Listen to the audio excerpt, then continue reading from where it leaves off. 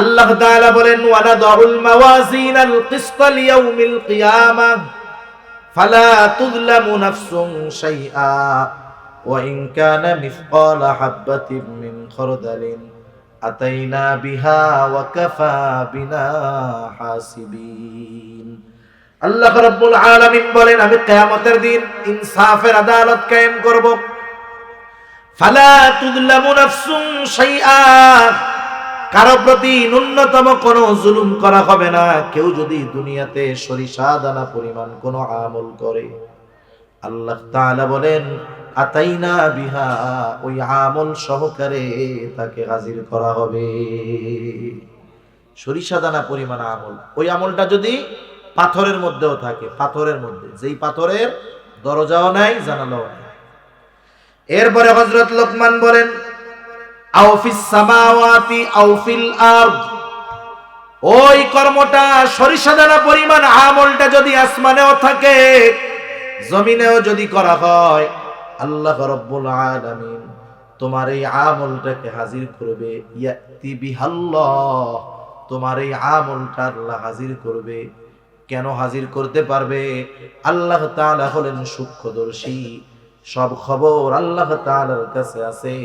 কারণ তিনি হলেন ইন্নাল্লাহা লাতীফুন খাবীর, সূক্ষ্মদর্শী, সব বিষয়ের খবর তার কাছে আছে। সেই খবরটা, কাজটা যত সূক্ষ্ম হোক, সুবহানাল্লাহ।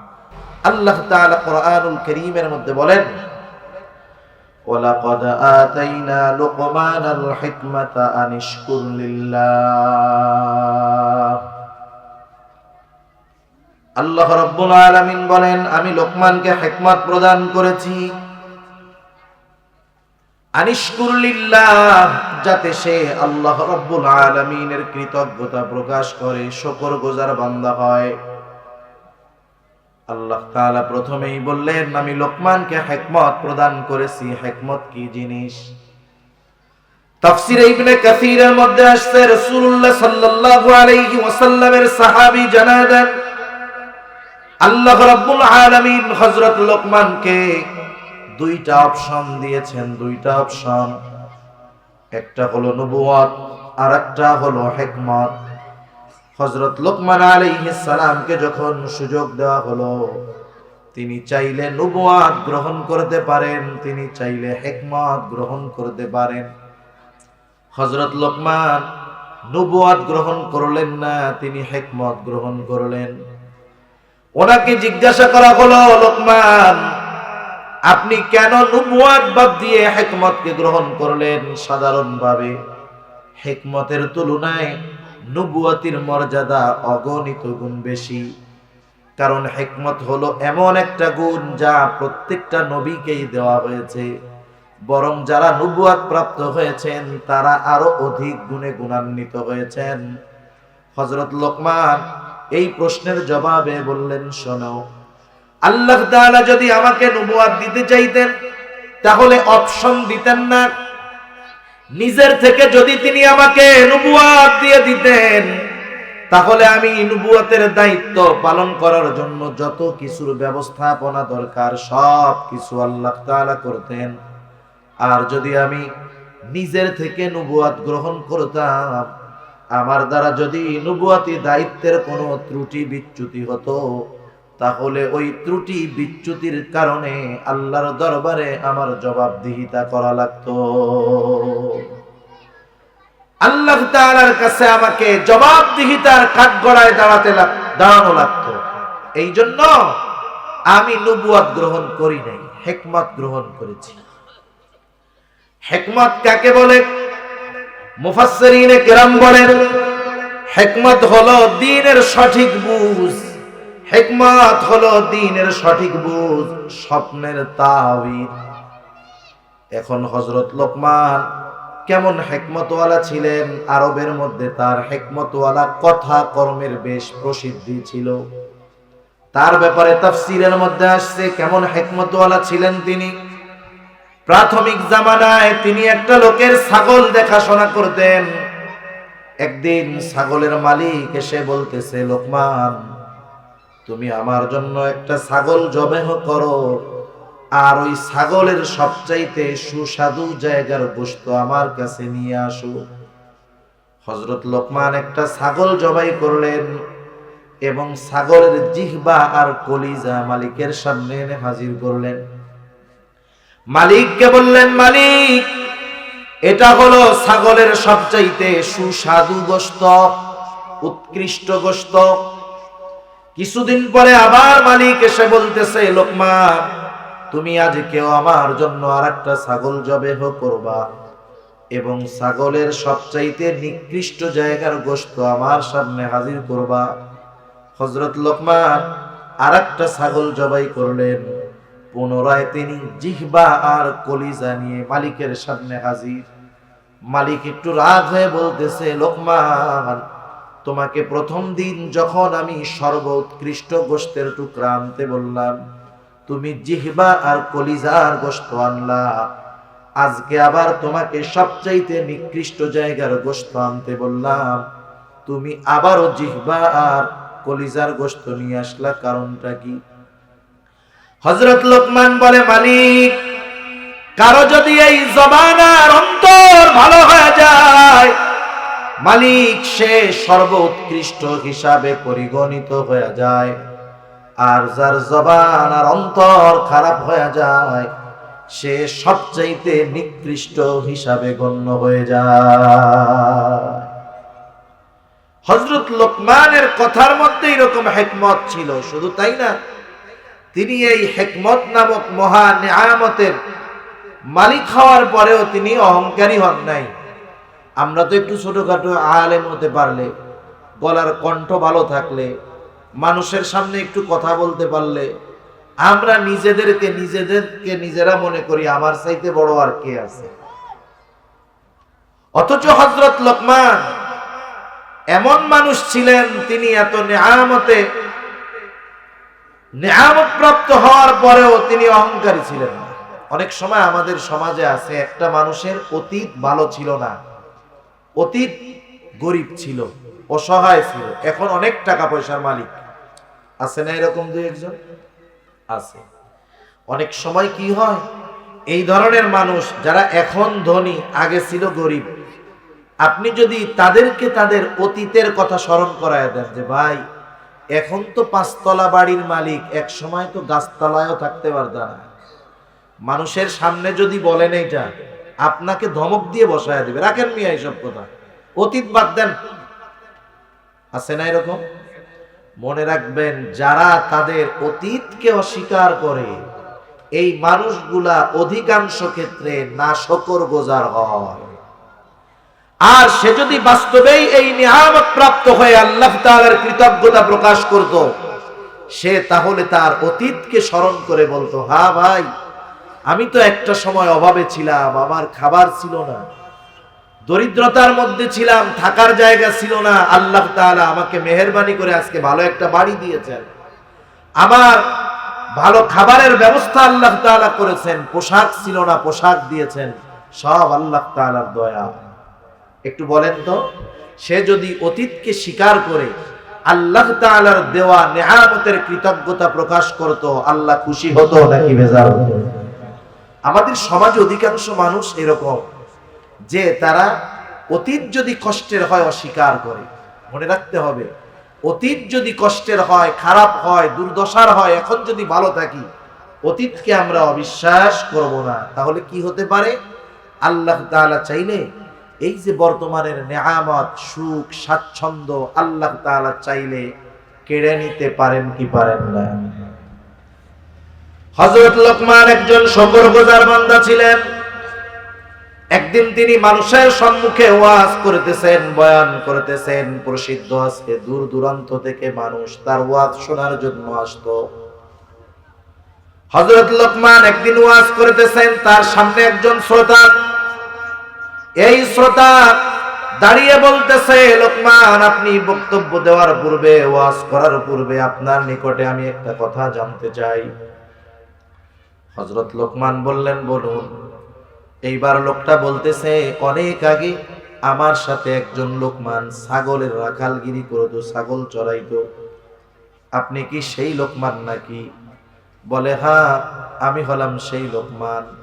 উপস্থিত সব মানুষের সামনে নিজের অতীতকে স্বীকার করতে তিনি দ্বিধাদ্বন্দ্বের মধ্যে পড়েন নাই। তিনি বললেন, হ্যাঁ আমি সেই লোকমান। এইবার লোকটা বলতেছে, ও লোকমান, আল্লাহ তাআলা আপনাকে এত সম্মানিত কেমনে করলেন? হযরত লোকমান এই সম্মানিত হওয়ার কয়েকটা কারণ তিনি বর্ণনা করে বলেন, শোনো, আমি অহেতুক কথাবার্তা, অহেতুক মজলিস, মিথ্যা কথা ত্যাগ করা, আমানতের হেফাজত করার কারণে আল্লাহ রব্বুল আলামিনের পক্ষ থেকে এমন নিয়ামতের মালিক হয়ে গিয়েছি। এখানে একটা বিষয় আমাদের জন্য শিক্ষণীয়। দেখেন, মানুষের সামনে তার অতীতকে স্মরণ করা দেওয়া হলো, সে রাগ হয় নাই, বরং অতীতকে স্বীকার করে নিয়েছে। কারণ কি ছিল? কারণ হলো তিনি ছিলেন একজন শুকরগুজার বান্দা। হিকমত পেয়ে তিনি অহংকারী হন নাই, জ্ঞান পেয়ে, ইলম পেয়ে তিনি অহংকারী হন নাই, বরং তিনি আল্লাহর প্রতি নিজের কৃতজ্ঞতাকে আরো বাড়িয়ে দিয়েছে। কারণ যেই বান্দা আল্লাহ তাআলার পক্ষ থেকে নিয়ামত পাওয়ার পর সেই নিয়ামতের শুকরিয়া আদায় করে, বলেন তো ওই বান্দার নিয়ামত যিনি বাড়ায় দেন তিনি কে? আল্লাহ তাআলা কোরআনুল কারীমের মধ্যে বলেন, লাইন শাকারতুম লাযীদান্নাকুম ওয়া লাইন কাফারতুম ইন্না আযাবী লাশাদীদ। আল্লাহ তাআলা বলেন, লাইন শাকারতুম লাযীদান্নাকুম, তোমরা যদি নিয়ামতের শুকরিয়া আদায় করো, লাভ তো আমাদের, আল্লাহ তাআলার নয়। কারণ আল্লাহ তাআলা কোরআনুল কারীমের মধ্যে জানায় দেন, ওমান ইয়াশকুর ফাইন্নামা ইয়াশকুরু লিনাফসি। আল্লাহ রব্বুল আলামিন জানায় দেন যে শুকরিয়া আদায় করে সেটা নিজের জন্যই করে। এজন্য আল্লাহ তাআলা বলেন, বান্দা লাইন শাকারতুম লা। একটা ঘটনার মাধ্যমে জানতে পারি, প্রসিদ্ধ একটি ঘটনা। বনি ইসরাইলের তিনজন লোক ছিল। কয়জন লোক? তিনজন লোক ছিল। এই তিনজনের মধ্যে একজন ছিল কুষ্ঠরোগী, একজন ছিল টাক, আর একজন ছিল অন্ধ। যার মাথায় চুল নাই সে আফসোস করতো, আহারে আমার মাথায় যদি চুল গজায় যাইতো আমি মানুষের সাথে মিলতে পারতাম, মিশতে পারতাম। যার গায়ে কুষ্ঠরোগ সে আফসোস করতো আর বলতো, আহারে আমার চামড়াটা যদি সুন্দর হয়ে যাইতো আমি মানুষের সাথে মিশতে পারতাম, চলতে পারতাম। আর যার চোখ দুটো অন্ধ ছিল সে আফসোস করতো আর বলতো, আহারে আমার চোখ দুটো যদি ভালো হয়ে যাইতো কতই না ভালো হতো। আল্লাহ রাব্বুল আলামিন এই তিনজনকে পরীক্ষা করতে চাইলেন। ভলিউমটা বাড়াও, একটু বাড়াও। আল্লাহ রাব্বুল আলামিন এই তিনজনকে পরীক্ষা করতে চাইলেন। আল্লাহ তাআলা একজন ফেরেশতাকে মানুষ বেশে তাদের কাছে পাঠিয়ে দিলেন। প্রথম জন, যার মাথায় চুল নাই, টাক, তার কাছে গিয়ে কথাবার্তা বলার পরে বলল, তোমার কি মন চায়? বলে, আল্লাহ তাআলা যদি আমার মাথার টাকটা দূর করে দিত, চুল গজায় যাইতো, আমার সব দুঃখ দূর হয়ে যাইতো। এইবার ফেরেশতা মাথায় হাত বুলায় দিল, আল্লাহ তাআলার কুদরত, তার মাথার মধ্যে নতুন করে চুল গজায় গেল। এইবার সে জানি যথাযথভাবে জীবন উপকরণ সংগ্রহ করতে পারে, জীবন চালাতে পারে। কি পছন্দ তোমার? বলে, আমার উটনি পছন্দ। তাকে একটা গর্ভবতী উটনি দেওয়া হলো, বরকতের জন্য দোয়া করা হলো। এইবার ফেরেশতা চলে গেল দ্বিতীয় জনের কাছে, যার গায়ের মধ্যে কুষ্ঠরোগ, তার কাছে কেউ আসে না, ভিড়ে না। এইবার তাকে গিয়ে বলতেছে, তোমার মনের কি কামনা বাসনা? বলে, আমার চামড়াটা যদি সুন্দর হয়ে যেত আমি মানুষের সাথে মিলতে পারতাম, মিশতে পারতাম। এইবার ফেরেশতা তার গায়ে হাত বুলায় দিল, দোয়া করলো। আল্লাহ রব্বুল আলামিন তার চামড়াকে সুন্দর করে দিলেন, কুষ্ঠরোগ দূর হয়ে গেল। জীবন উপকরণের জন্য তোমার কি পছন্দ? বলে, আমার একটা গাভী হইলে ভালো হতো। আল্লাহ তাআলার নির্দেশ, ফেরেশতা একটা গর্ভবতী গাভী তাকে দিয়ে দিল, বরকতের জন্য দোয়া করলো, সে চলে গেল। এইবার যে অন্ধ তার কাছে গেল, কি মন চায়? বলে, আমি আমার এই দুইটা চোখ দিয়ে কিছু দেখতে পারি না, আমার এই অন্ধ চোখ দুটো যদি ভালো হইতো কতই না ভালো হয়ে যেত। ফেরেশতা এবার তার চোখের উপরে হাত বুলায় দিল, চোখ ভালো হয়ে গেল। কি মন চাই? বলে বেশি কিছু না, ছাগল হইলে হবে। তাকে একটা গর্ভবতী ছাগল দেওয়া হলো, বরকতের জন্য দোয়া করা হলো। ফেরেশতা চলে গেল দীর্ঘদিন পর। এইবার ওই প্রথম জন উটের মালিক, উটের মধ্যে আল্লাহ তাআলা বরকত দিলেন, বিশাল এক পাল উটের মালিক সে হয়ে গেল। এক সময় কিছুই ছিল না, এখন অনেক সম্পদ, টাকা পয়সার মালিক। দ্বিতীয় জন যে তার গরুতে ভরে গেছে, অনেক সম্পদের মালিক। তৃতীয় জন অনেক ছাগলের মালিক। কারণ কিছু কিছু মানুষ আছে যখন অভাবে থাকে, দারিদ্রতার মধ্যে থাকে, কষ্টে থাকে, আল্লাহ রব্বুল আলামিনকে বারবার স্মরণ করে আর বলে, আল্লাহ আমার যদি সম্পদ থাকতো আমি এইটা করতাম সেটা করতাম, নাই তো। আল্লাহ তাআলা অনেক সময় এই ধরনের অভাবী লোকদেরকে সম্পদ দিয়ে পরীক্ষা নেন, যে যেই লোকগুলা অভাবের সময় আল্লাহ তাআলাকে মনে রাখছিল, আল্লাহ তাআলাকে স্মরণ করত, এই মানুষগুলা যখন সচ্ছল হলো, আগের মতো আল্লাহর ব্যাপারে তাদের ধারণা ঠিক আছে নাকি সম্পদের মোহে পড়ে সবকিছু তারা ভুলে গেছে। আল্লাহ তাআলা কি করতে চান? পরীক্ষা করতে চান। এবার আল্লাহ তাআলা পুনরায় তাদের পরীক্ষার জন্য ফেরেশতাকে পাঠিয়ে দিলেন। ফেরেশতা এসে প্রথম জন, যার মাথায় চুল ছিল না, অনেক বড় এক পাল উটের মালিক, তার কাছে এসে বলতেছে, ও ভাই, আমি দূর দেশের একজন মুসাফির, আমার তো কোনো কিছুই নাই, যাওয়ার জন্য কিছু নাই। আল্লাহ তাআলা তো তোমাকে অনেক সম্পদ দিয়েছে, তুমি তোমার এই উটগুলোর মধ্য থেকে যদি আমাকে একটা উট দিতা, আমার গন্তব্যে পৌঁছানোর ব্যবস্থা হয়ে যাইত।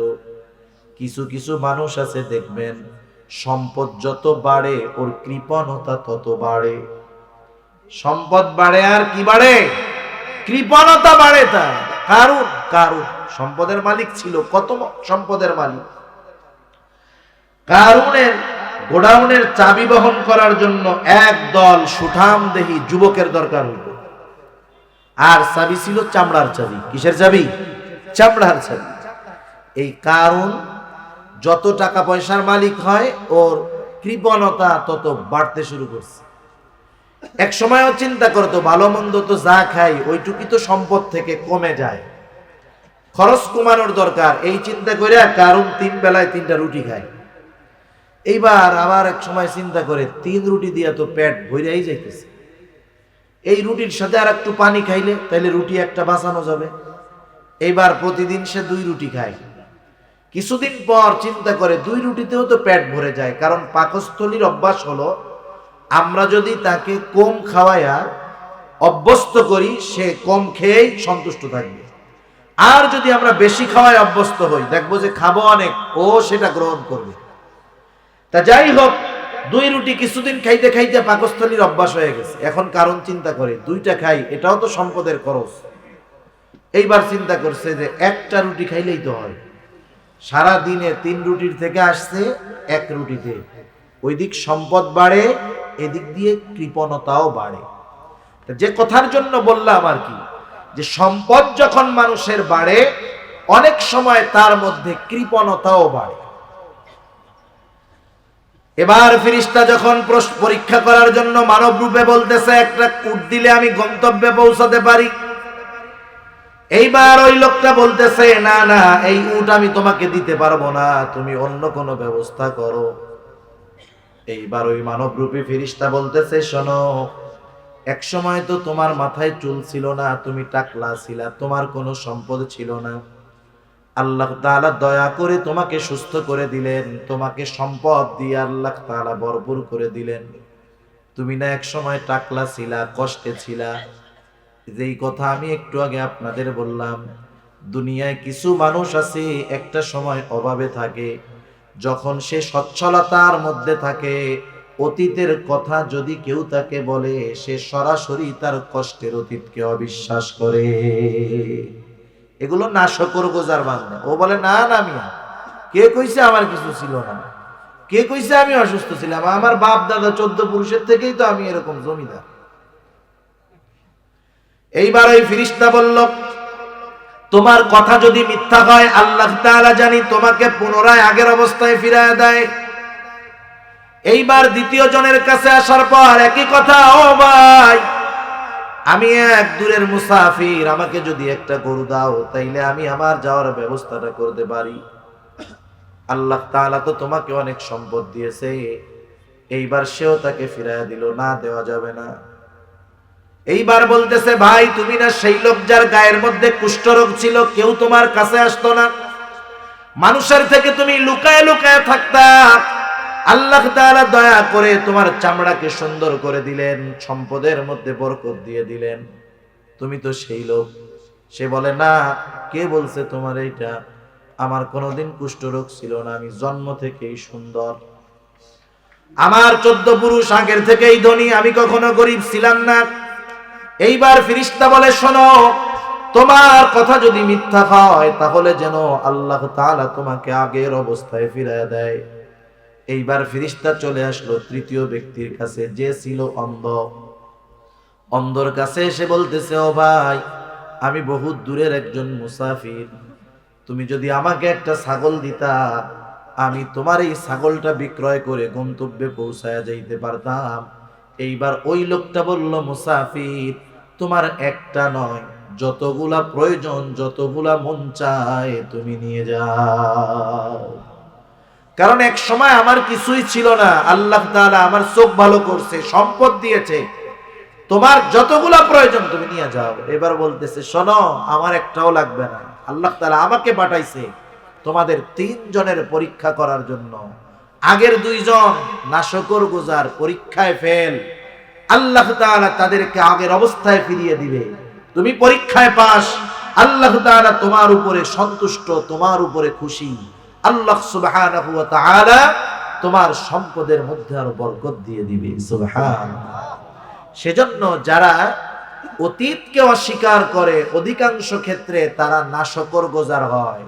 আর যারা আল্লাহ তাআলার নিয়ামতের শুকরিয়া আদায় করে না, আল্লাহ তাআলা চাইলে তাদের নিয়ামত কেড়ে নিতে পারেন, আল্লাহ তাআলা চাইলে তাদেরকে কঠিন আযাবের মধ্যে গ্রেফতার করতে পারেন। ঠিক কিনা বলেন? এজন্য সম্পদ, জ্ঞান, মেধা, ইলম, সুস্থতা, এগুলো আল্লাহ তাআলার পক্ষ থেকে নিয়ামত। হযরত লোকমান ছিলেন শুকরগুজার বান্দা।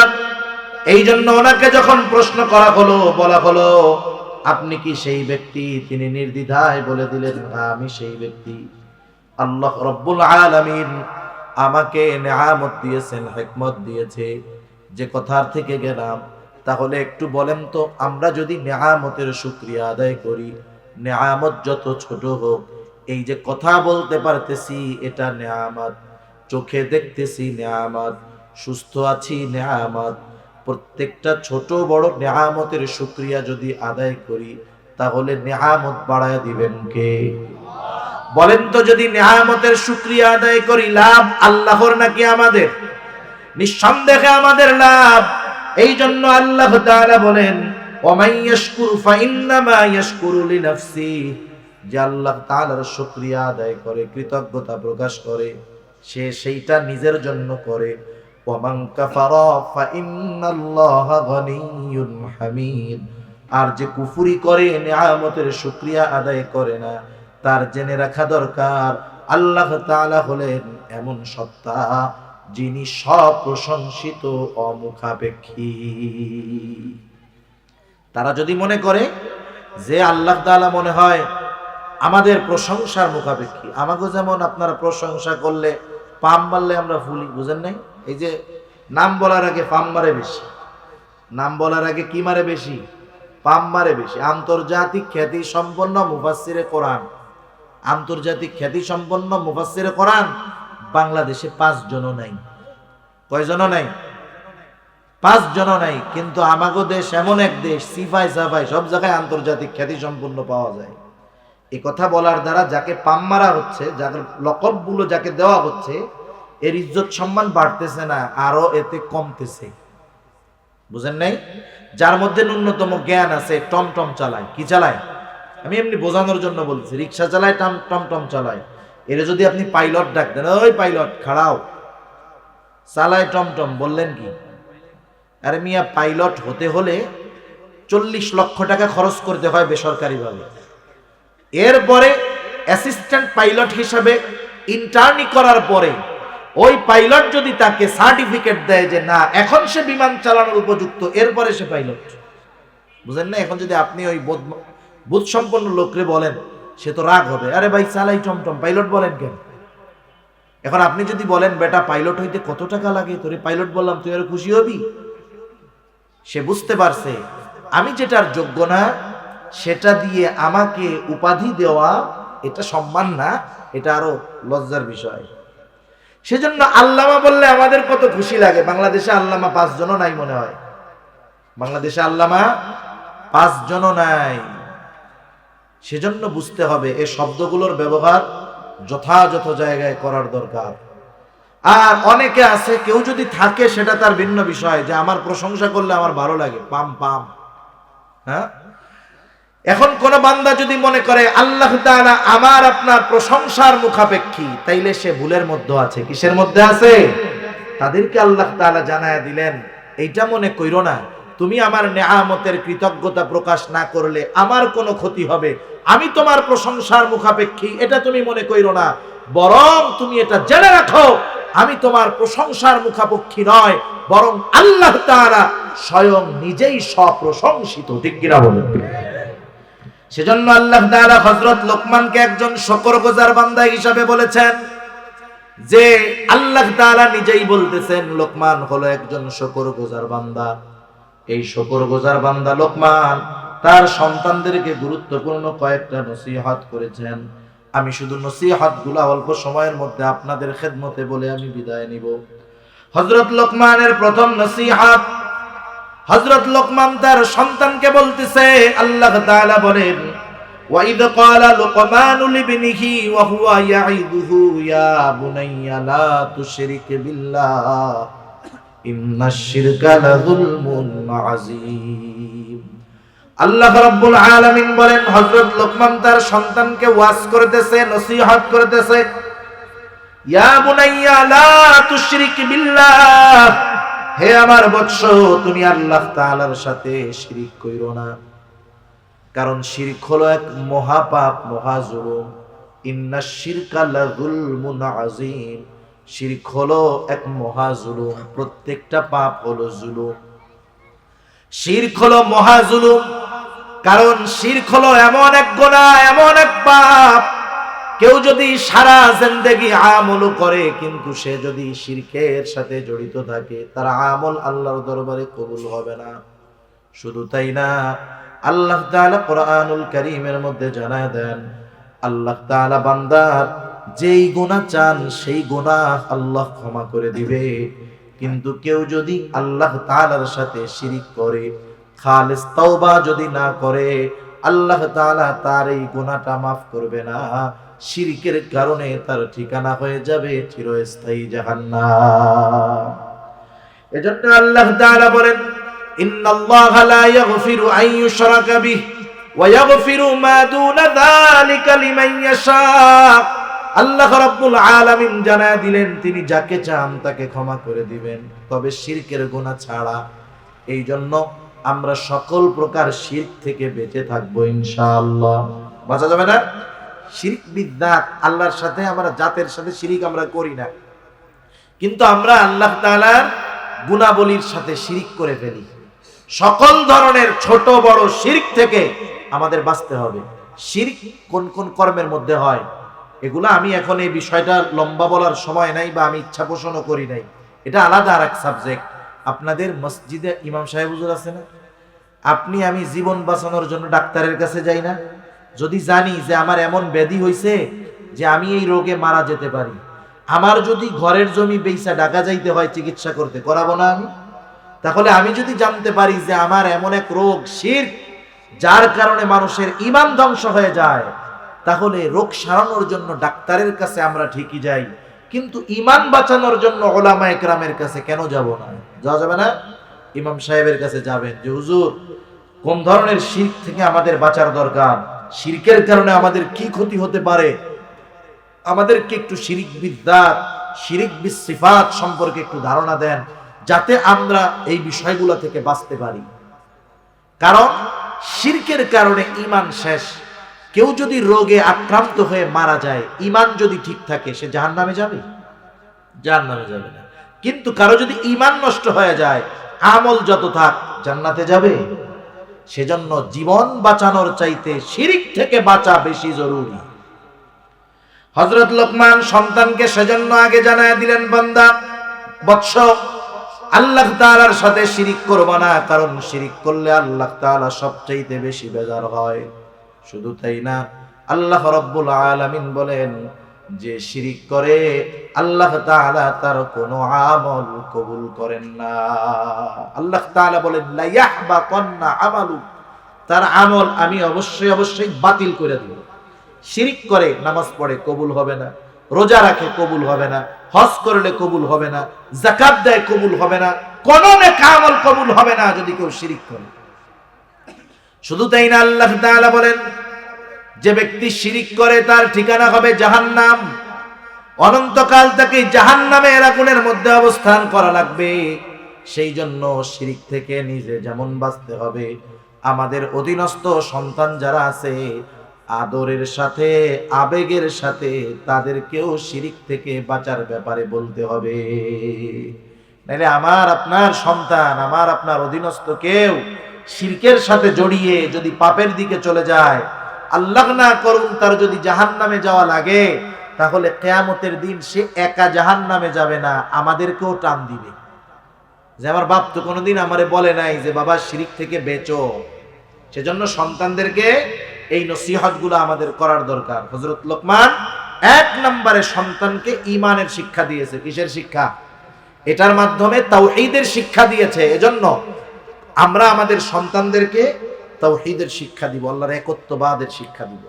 এরপরে আল্লাহ তাআলা হযরত লোকমান আলাইহিস সালামের এই নসিহতের পরে গোটা দুনিয়ার মানুষদেরকে উদ্দেশ্য করে মা বাবার খেদমতের ব্যাপারে, তাদের সাথে আচরণের ব্যাপারে কিছু কথা বলছে। আমি ওইদিকে যাব না, আমি শুধু হযরত লোকমানের নসিহতগুলো বলে আলোচনা শেষ করে দিব 10-12 মিনিটের মধ্যে ইনশাআল্লাহ।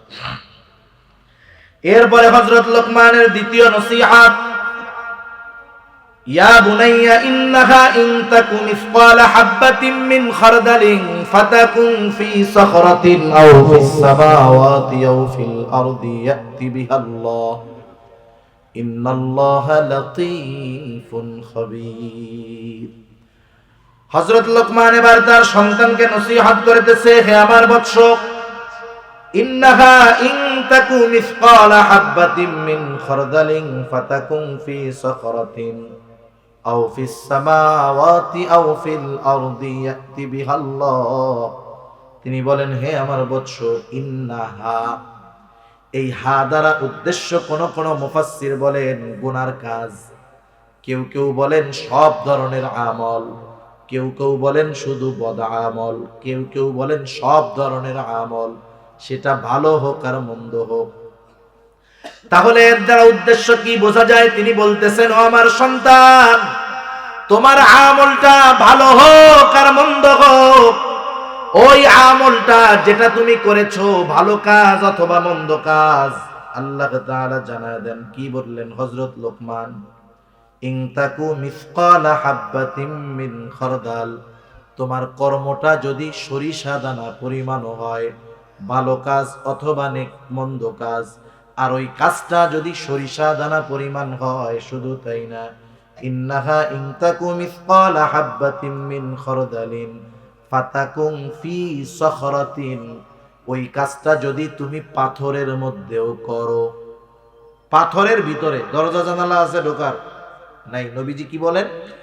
এক হাদিসের মধ্যে আসছে, নবীজি বলেন, তোমাদের মধ্যে কেউ যদি কোনো কাজ করে, যাররা পরিমাণ কোনো আমল করে, সেই আমলটা যদি এমন কোন জায়গায়ও করে, এমন পাথরের মধ্যে করে যেই পাথরের দরজাও নাই জানালাও নাই, ওই পাথরের মধ্যেও যদি কেউ সরিষা দানা পরিমাণ কোনো আমল করে, আল্লাহ তাআলা ওই আমলটাও কিয়ামতের দিন হাজির করবে। সুবহানাল্লাহ। আল্লাহ তাআলা বলেন, ওয়ানাদাউল মাওয়াজিনাল কিসতা লিয়াউমিল কিয়ামাহ ফালা তুযলামু নাফসুন শাইআ ওয়া ইন কানা মিসকালা হাববাতিন মিন খারদালিন আতাইনা বিহা ওয়া কাফা বিনা হাসিবিন। আল্লাহ রাব্বুল আলামিন বলেন, আমি কিয়ামতের দিন ইনসাফের আদালত কায়েম করব। ফালা তুযলামু নাফসুন শাইআ, কারো প্রতি ন্যূনতম কোনো জুলুম করা হবে না। কেউ যদি দুনিয়াতে সরিষা দানা পরিমাণ কোনো আমল করে, আল্লাহ তাআলা বলেন আতাইনা বিহা, ওই আমল সহকারে তাকে হাজির করা হবে। সরিষা দানা পরিমাণ আমল, ওই আমলটা যদি পাথরের মধ্যেও থাকে, পাথরের মধ্যে, যেই পাথরের দরজাও নাই জানালাও নাই। এরপরে হযরত লোকমান বলেন, আও ফিস সামাওয়াতি আও ফিল আরদ, ওই কর্মটা সরিষা দানা পরিমাণ আমলটা যদি আসমানেও থাকে, জমিনেও যদি করা হয়, আল্লাহ রাব্বুল আলামিন তোমার এই আমলটাকে হাজির করবে। ইয়াতি বিহাল্লাহ, তোমার এই আমলটা আল্লাহ হাজির করবে। কেন হাজির করতে পারবে? আল্লাহ তাআলা হলেন সূক্ষ্মদর্শী, সব খবর আল্লাহ তাআলার কাছে আছে, কারণ তিনি হলেন ইন্নাল্লাহা লাতীফুন খাবীর, সূক্ষ্মদর্শী, সব বিষয়ের খবর তার কাছে আছে।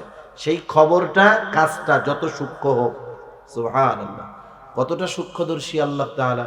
পিঁপড়া জমিনে চললে, পিঁপড়া কত হালকা না, ফু দিলে উড়ে চলে যায়। পিঁপড়া জমিনে চললে ওই পিঁপড়া চলার যে আওয়াজ হয়, দুনিয়ার কোনো মানুষ শোনে না, ওই আওয়াজটাও স্পষ্ট শোনেন কে? চিন্তা করছেন আল্লাহ তাআলা কেমন শ্রোতা? রাতের আধার যত গভীর হোক, আমাবস্যার কালো রাতে কালো পাথর, ওর উপরে যদি কালা কুসকুইসা একটা পিঁপড়াও হাঁটে, লাইট মাইরাও দেখা যাবে না, কালো পাথরের উপরে কালো পিঁপড়া, অথচ আল্লাহ তাআলা এটা স্পষ্টভাবে দেখে। তার সব কিছুতে এতটা সূক্ষ্মতা, সুবহানাল্লাহ।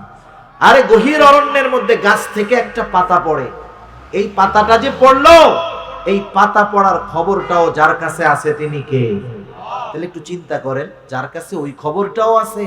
আমি আপনি যতই গোপনে পাপ করি না কেন, গুনাহ করি না কেন, আমার আপনার পাপের খবর তার কাছে নাই, আছে।